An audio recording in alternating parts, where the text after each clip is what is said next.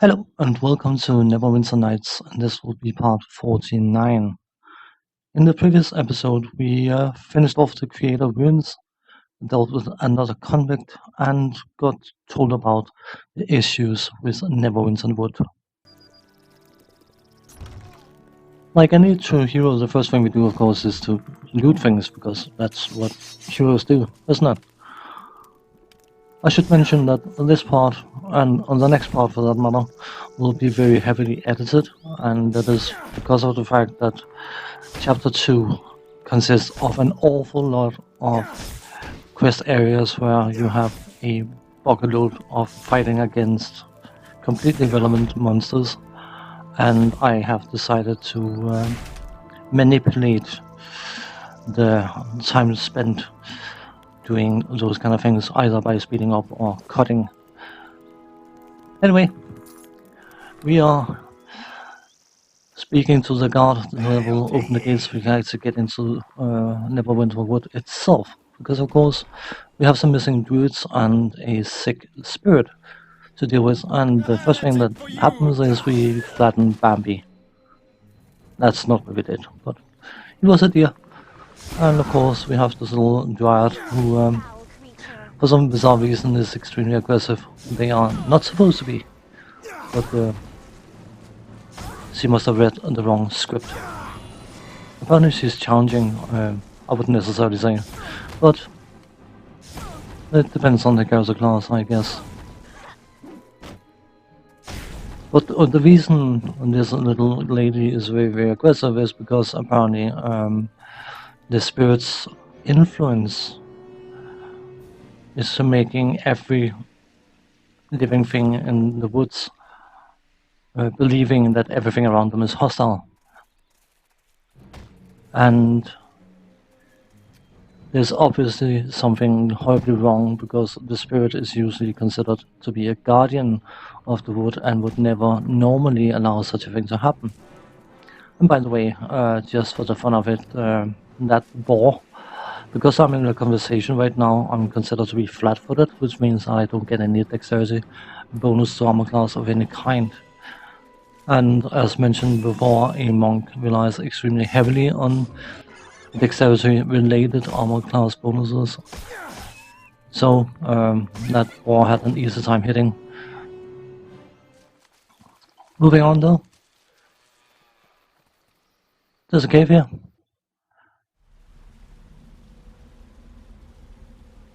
And it is filled with spidery doohickey things. Ettercaps, which has a bad habit of casting web constantly, which is a nuisance but nothing major. And then of course we have a ton of different spiders. But of course, being now immune to poison, the spiders are completely irrelevant. They are a non-issue outright, because of the fact that their main power is to poison you and drain your strength, so you can't hit them, and then they will wear you down over time. But that kind of trickery doesn't work anymore. So happy days. Another protection versus good cloak. I'm not necessarily saying it's the case, but sometimes it feels like this game's loot system gets stuck in a loop where it gives you the same item time and time again.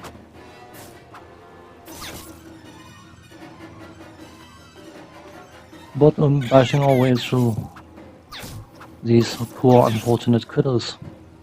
And yes, there's a purpose to being in here. It's not just any grinding experience. The experiences are a nice little side benefit, I should say, but of course at 4 experience per kill. Yeah, you need to kill quite a few monsters in order to actually gain anything from it, but I mean, you could probably just run past most things, but there's no fun in that. You're here to fight, not to run.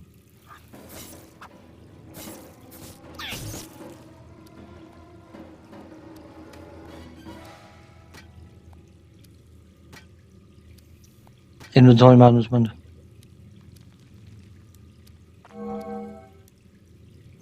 So nice items, of course, if you're using weapons, but we're not using weapons, so it's completely utterly pointless.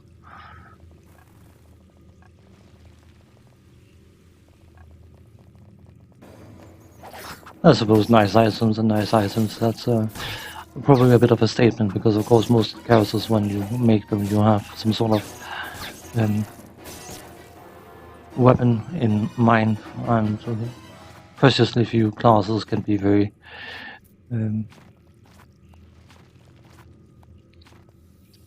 what's it called?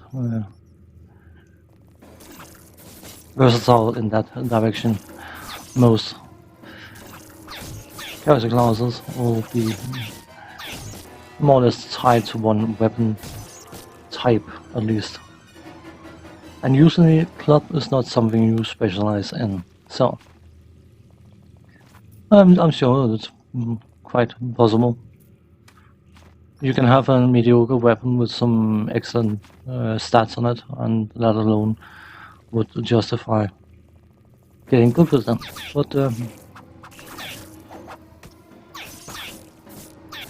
a game like this tends to give you an awful lot of interesting items that you never get to use for various reasons. Mainly because the use is so limited that the 1 or 2 times in an entire game where you actually want to use them, potentially want to use them, I should rather say, you forget about it. So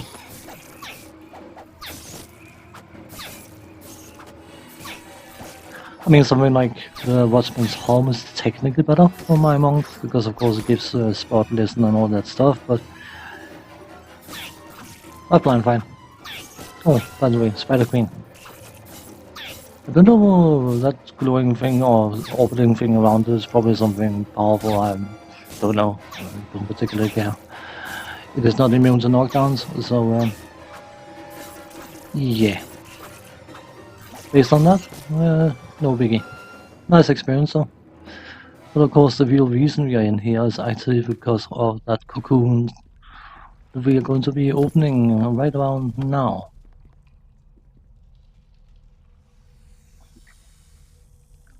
Pleased to see you. It is one of the missing druids. There are 3 missing druids, and of course it would probably be ideal if we located all of them.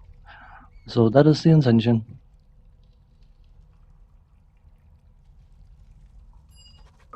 And that of course was the first one. So you can ask them, and I tend to ask NPCs about what, even though most of them can't give any important information.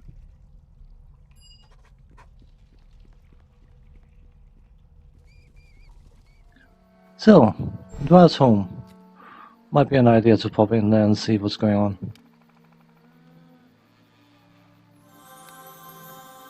This is a non-named Dryad.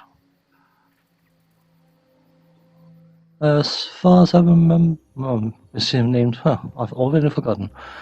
Whatever the case, she's usually considered to be someone who's very, very helpful and assisting people and animals and whatnot, but she has been rather reclusive lately, and there's some thinking that maybe she's not completely right either.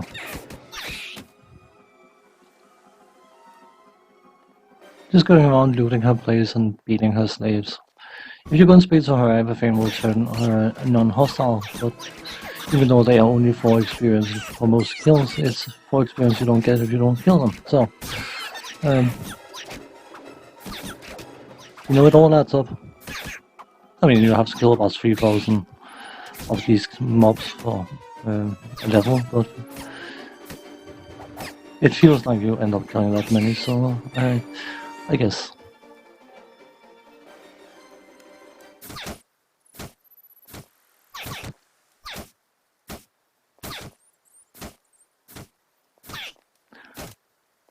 I don't know how annoying it is for people to listen to this Mickey Mouse kind of speed, but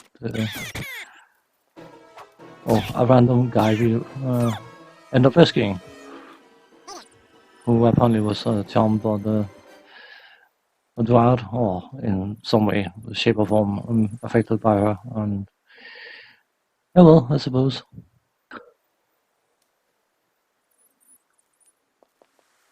When it comes to keeping the content in, I try to do that as much as possible, but at the same time, with a chapter like chapter 2, which is, if you play it and record every single second and just replay it in normal speed, it becomes extensively long for no apparent reason, other than just giving some sense of content based on time spent with it. And it's probably not overly interesting watching someone go around punch 4 XP monsters in that large amounts. So yeah, I would, as much as possible, if I'm modifying the content, I would rather speed it up than cut it out, because at least then people have the option to cut it out themselves or skip it themselves, whatever. So anyway,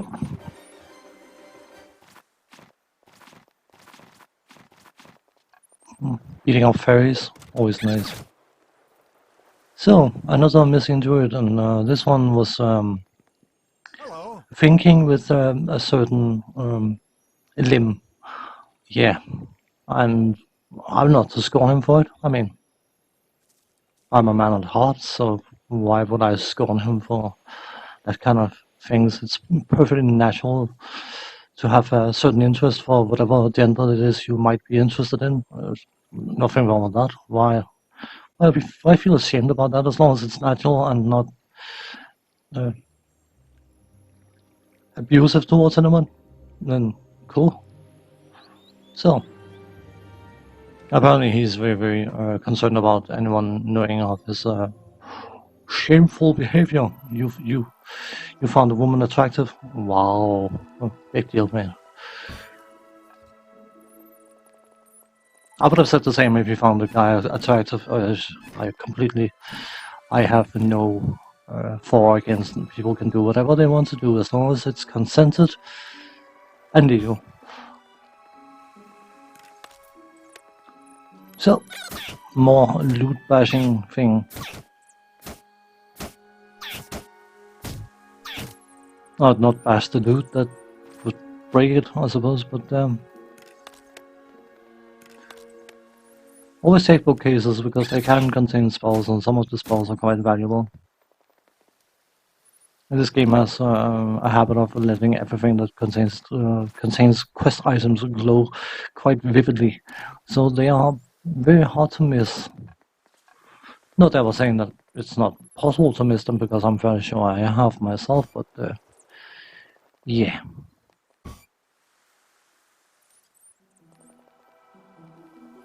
More slaves. They are called slaves. That's because they are mind controlled, or kept in check, rather, by the Dryad. And oh, 4 XP at a time. Look at that.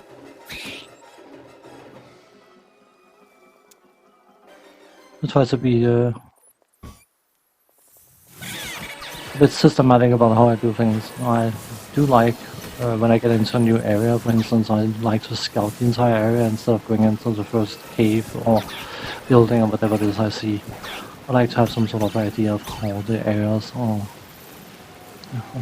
how the layout of an area is. And of course, if you have quests that signifies something specifically, then it's nice to be able to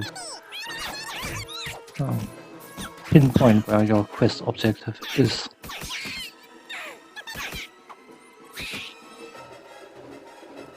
The thing is, if I let myself be sidetracked, I will be sidetracked, and then sidetracked again, and then sidetracked again, and suddenly I'm doing something completely different than what I intended to do from the beginning.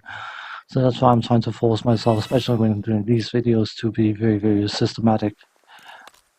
It's probably a bit boring sometimes, not being adventurous, but it gets the job done. So, hardly worth making a big fuss about.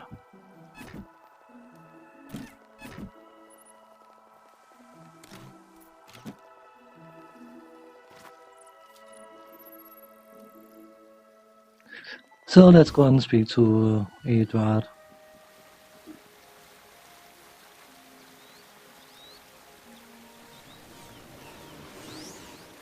And we play along and say, yes, we are indeed mind controlled, and then she says that we should be a nice slave and go and clean the chamber pots and wear this cute little outfit, and then of course we protest about the outfit because it's pink. And then that's where she realizes she's been tricked. And then she starts talking about her power being waning.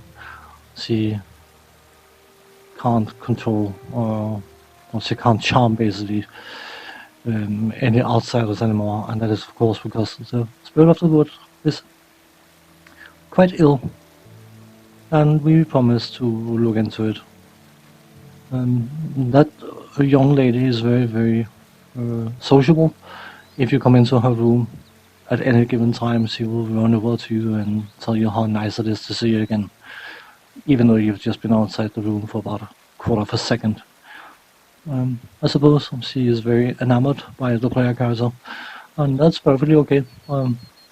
Whatever floats her boat, I don't mind.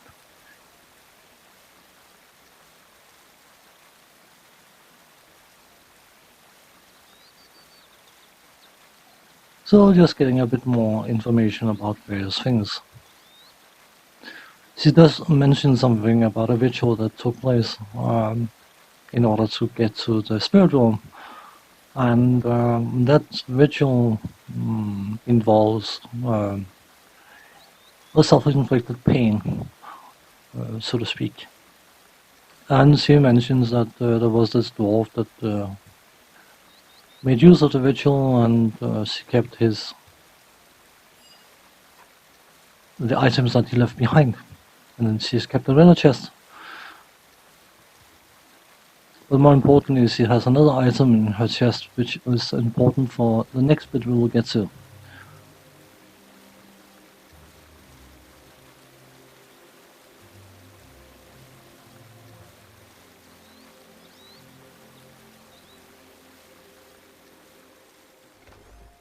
So, this magic mirror we just picked up, if you look into that mirror, you basically see what you desire to see.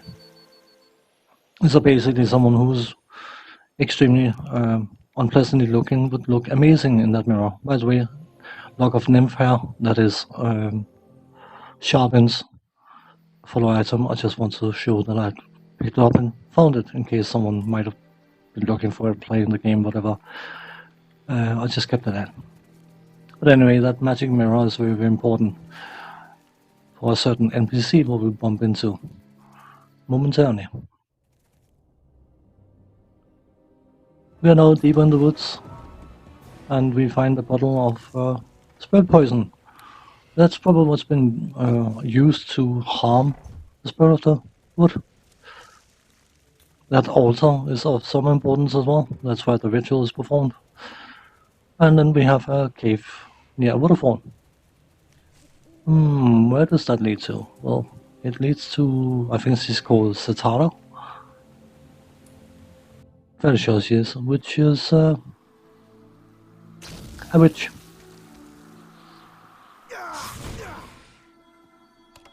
Quest item book, and watch this.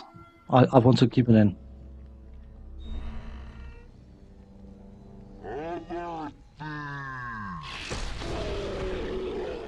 Two completely irrelevant water elementals. One of them sacrifices itself to do a drown attack and instantly kills my monk. Lovely. Worst war experience, by the way.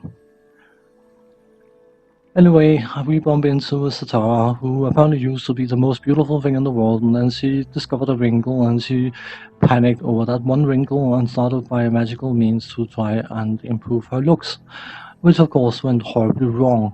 So instead of making her look 20 years younger, it made her look 100 years older. So I wonder if she would appreciate a mirror to make her look the way she would love to look. That could likely be the case.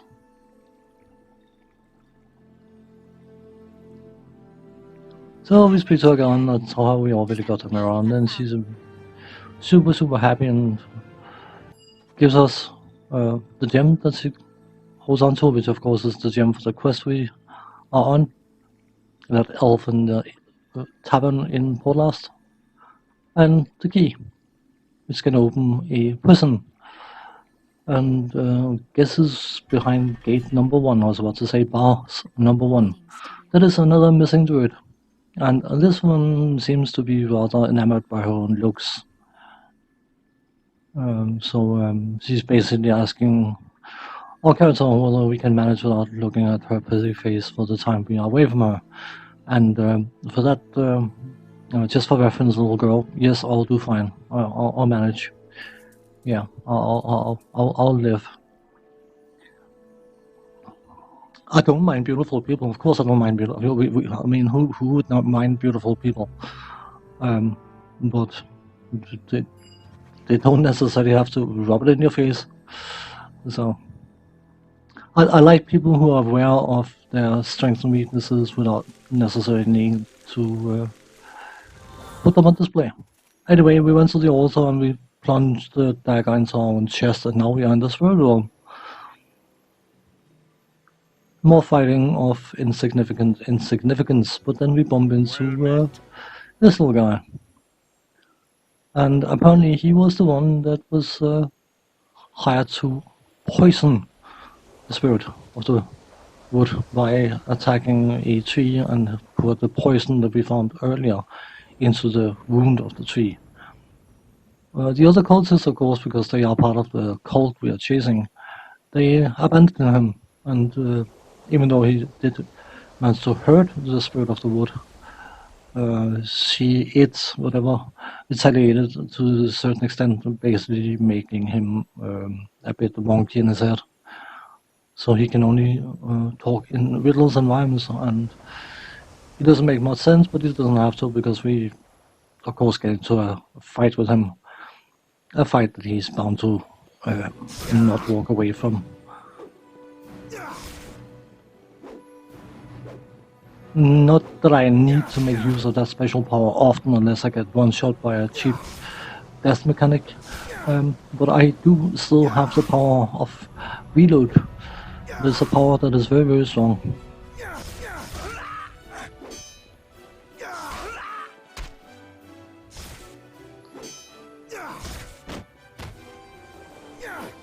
Shouldn't hit someone smaller than yourself, and in this game that means you will do very little fighting if you live up to that.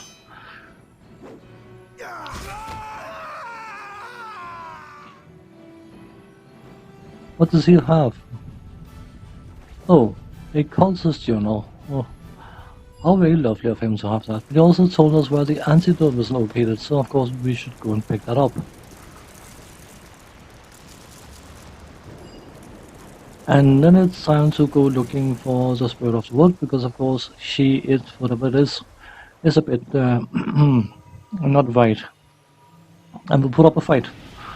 And I can tell you that I had to reload this fight a few times, not because I got beaten by the spirit of the wood. It is actually quite powerful, but the fight bugged a few times. My character was hitting the spirit just as the spirit surrendered, and that meant that the spirit was kept in combat, and of course, yeah, well, reload. The spirits, by the way, do not communicate with words, it communicates with telepathic images. And after we beat some sense into it, we, of course, because we are very nice individuals, will actually offer to cure the spirit of the wood, because we have the antidote. Something I didn't put into this recording, by the way, is you get ejected from this zone immediately after she's shown her appreciation, but I went back in and looted those altars. Nothing special. I just didn't necessarily want to put it in the video because it was just pointless. So, very happy. And forcibly ejected. Lovely. You can go to the various NPCs that we bumped into earlier and be told how lovely we are for saving the spirit and all that, but it doesn't give anything, it doesn't add anything, it's just a bit of flavor, which if you're playing this game first time, it's probably very, very nice that you get told about your amazing deeds.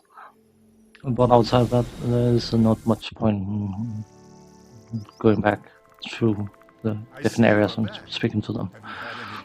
The head druid is very, very happy about the fact that we rescued the 3 druids, of course, and then he's even more happy about the fact that we cured the spirit of the wood. I see you are back. And this should give us enough experience to level up, which is very convenient.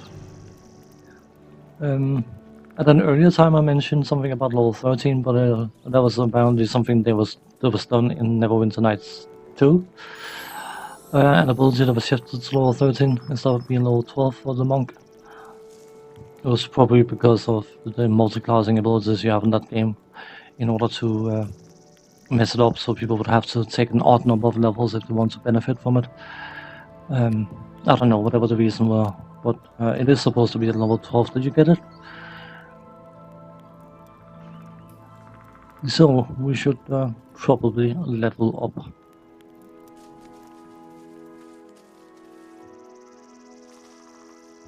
I was just looking for those druids to save, but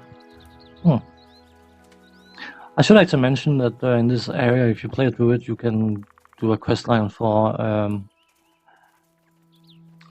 a challenge questline where you can beat the other druids. Wisdom, and of course our skills.